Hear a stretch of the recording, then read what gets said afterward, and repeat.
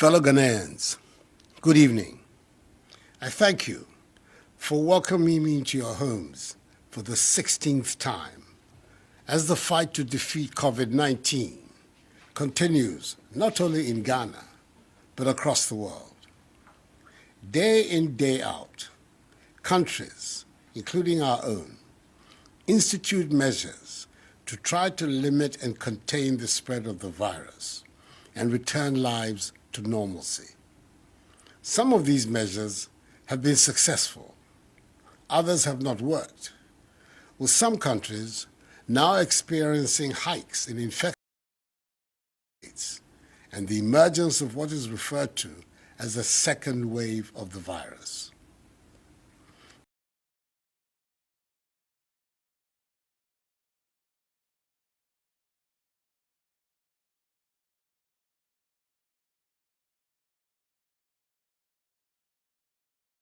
The effectiveness of government policies, the cooperation of you, the Ghanaian people, and by the grace of God, our nation has been relatively spared such unwelcome developments.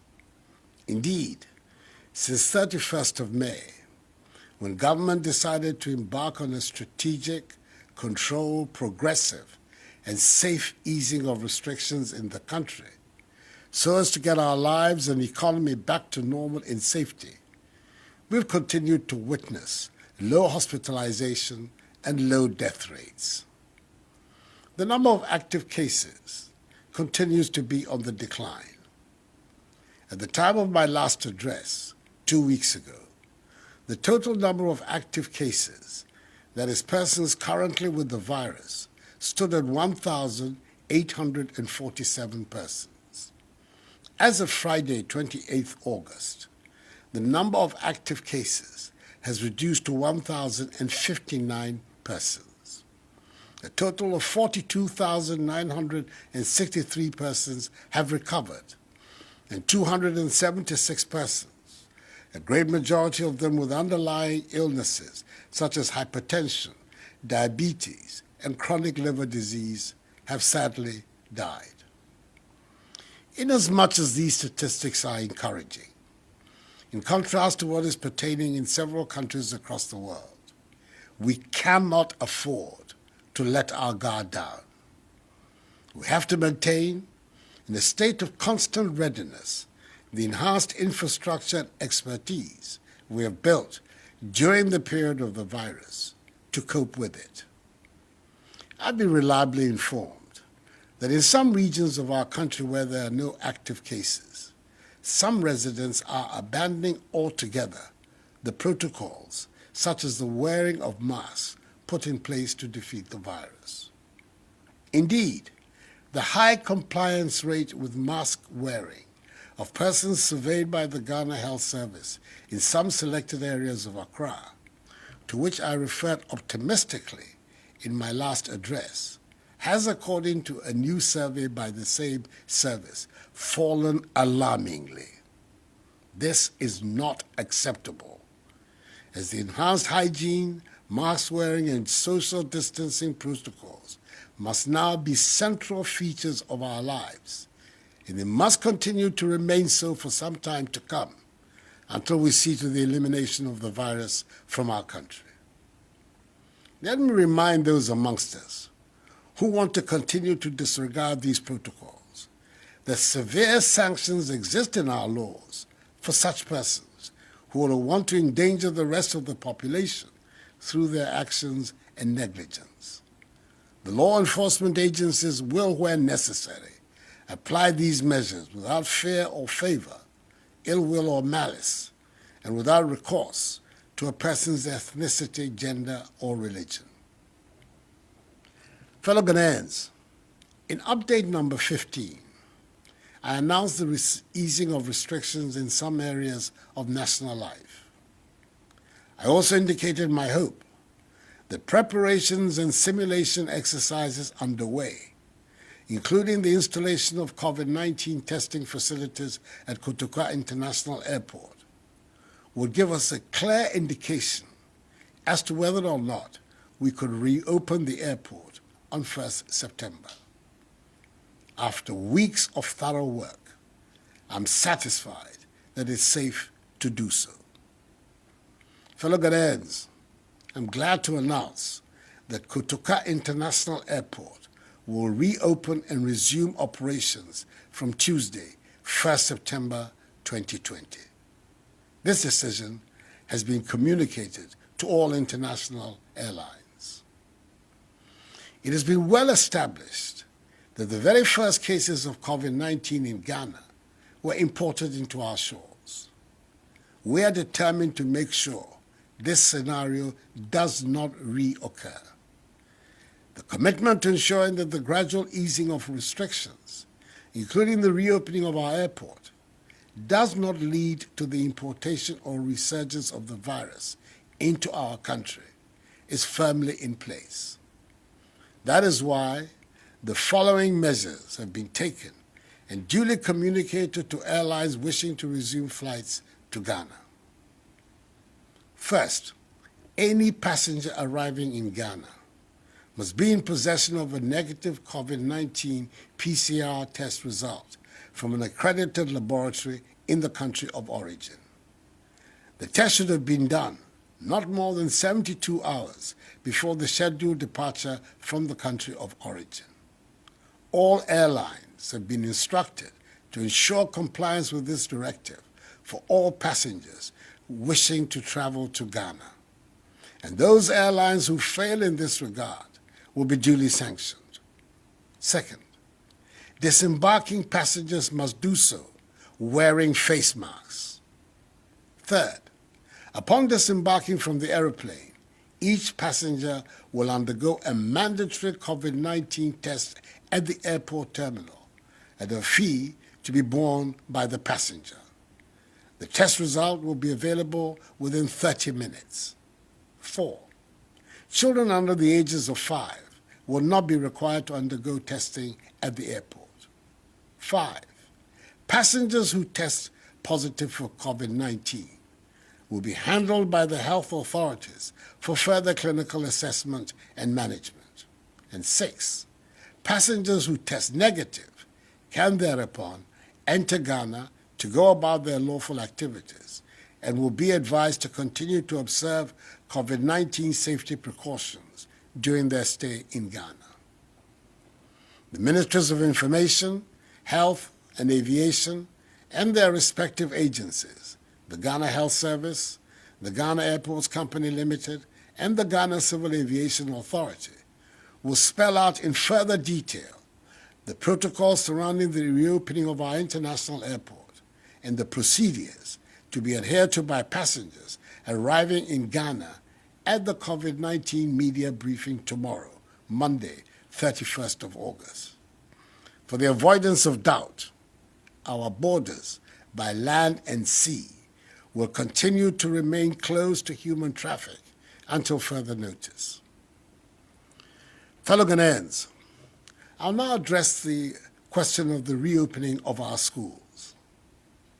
With continuing students in the University of Cape Coast, the University of Health and Allied Sciences, technical universities, and some other colleges returning to school almost a week ago to finish their academic year, the decision has been taken by the Ghana Education Service, after consultation with the relevant stakeholders, for SHS2 and JHS2 students to return to school from 5th October to 14th December 2020 to complete their academic year. With junior high schools operating with class sizes of 30 and senior high schools with class sizes of 25, SHS2 and JHS2 students will be in school for 10 weeks to study and write their end-of-term examinations.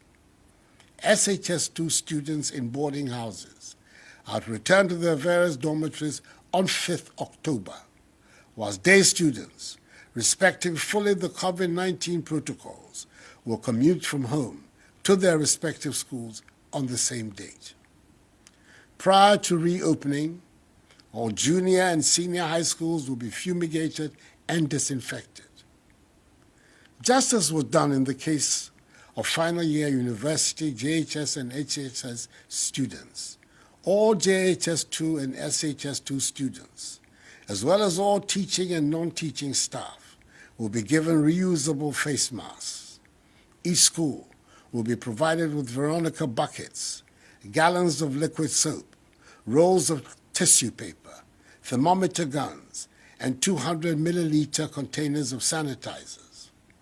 JHS2 students will be given one hot meal a day. Assemblies and sporting events remain banned, and the use by outsiders of school premises for other activities is still not allowed. We will continue to ensure that each school, which does not have its own sick bay, has been mapped to a health facility and care is provided to the sick by nurses assigned to them. The Ghana Education Service, after further consultations, has decided to postpone the remainder of the academic year for all nursery, kindergarten, primary, JHS1, and SHS1 students. The next academic year will resume in January 2021, with appropriate adjustments made to the curriculum to ensure that nothing is lost from the previous year. The relevant dispositions will also be made so that the presence at the same time in school of all streams of students can occur in safety. I appreciate fully the inconvenience and the financial burden the continued stay-at-home of children are posing to parents and guardians. Fellow Ghanaians, these are a necessary price to pay in our efforts to protect the lives of our children, as well as to limit and contain the spread of the virus in our country. In the next couple of weeks, a decision will also be taken on the resumption of contact sports, including football, taking into consideration the imminent participation of our national teams in international competitions.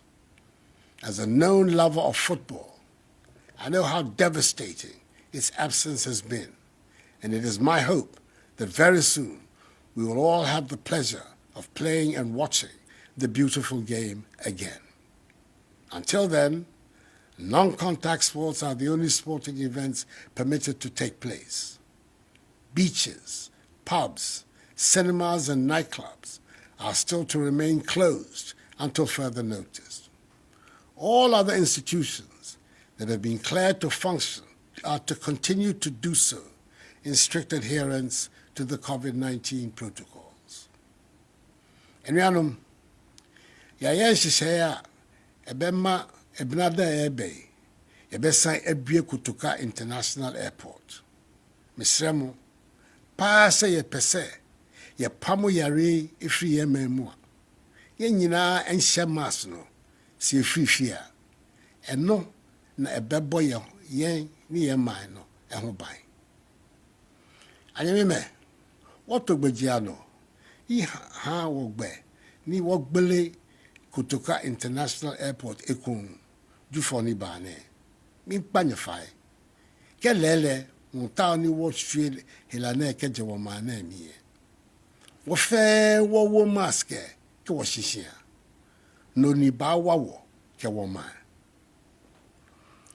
Fellow Ghanaians, the difficulties imposed on our everyday lives and the impact COVID-19 has had on our livelihoods must serve as sufficient motivation for us all to continue to adhere to the enhanced hygiene, mask wearing, and social distancing protocols that must characterize our daily routines in this country.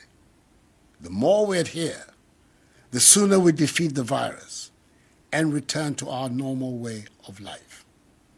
I'm confident that this can be soon. This challenge is not insurmountable. We can do it. We have it in us to surmount any challenge if we put our hearts and minds to it. Whilst at it, let us continue to pray to Almighty God to keep a benevolent eye on us and keep us from harm. This too shall pass, for the battle is the Lord's. May God bless us all in our homeland, Ghana, and make her great and strong. I thank you for your attention, and have a good night.